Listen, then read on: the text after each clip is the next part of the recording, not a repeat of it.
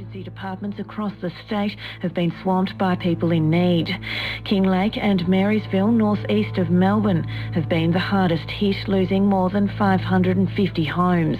More deaths and home losses are expected to be confirmed by authorities today. We've had whole communities just completely wiped out, completely obliterated by what people would describe as literally a fireball that just came over the hills and just devoured everything before them. It wouldn't have mattered if you had 10,000 fire trucks, you would not have stopped what came over the hill. Then we saw the fire front and we got out of there as quick as we could. And it was literally minutes and we would have been toast. So we just jumped in the car, got to the Melbourne highway. We're heading down towards Yarra Glen and then another fire front come through. And what I have seen today, it brought people together so much. You know, the community spirit was so renewed today. People come out from all directions. They just stood together and they just helped. And I said to the girls, "What's going on down there?"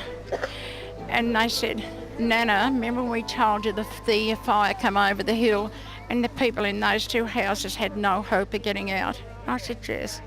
And she's a nurse and she said, "We're looking for the bodies." We lost the Church of England too.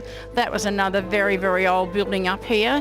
It's a grim picture, but it won't get people down, I can tell you. Houses were just collapsing around us, the roofs caving in, big trees in the forest nearby, you could hear them crashing down. We had to literally drive over gum trees that were falling, that were on fire. We had to watch two people in the car burn because they couldn't get out. We couldn't even open the doors because the doors were so hot. I drained all the water out of my radiator to throw on another guy that was burning. People were just lying on the ground. There was nowhere for anyone to go.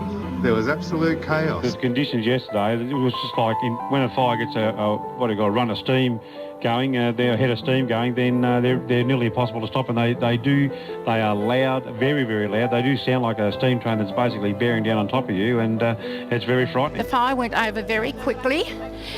To drive through Kinglake now, it's going to be heartbreaking.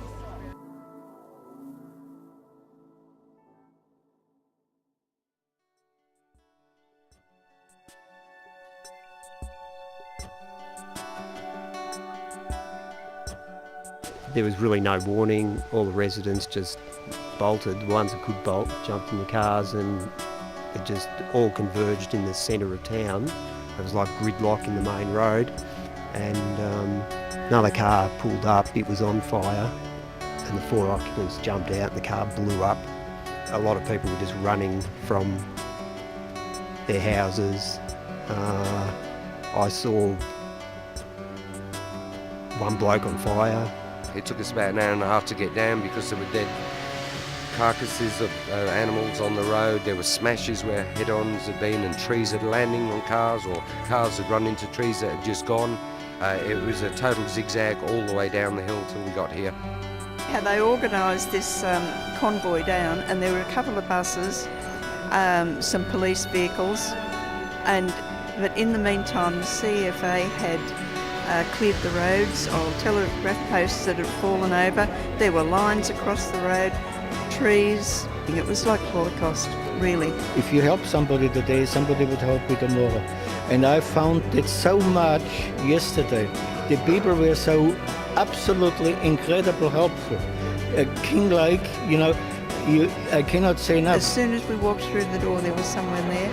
And of course we were feeling pretty miserable after coming down the mountain and seeing all that devastation. And as we walked to the front door, there were people there, food, drinks, blankets, clothing even. They even had clothing for us, because, this is it.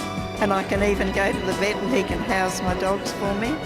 But I think we've opted to keep them with us. There will be a lot of help, because you've only got to look around here today and yesterday, and the way the people are coming together as one big close-knit family, and that is what we want.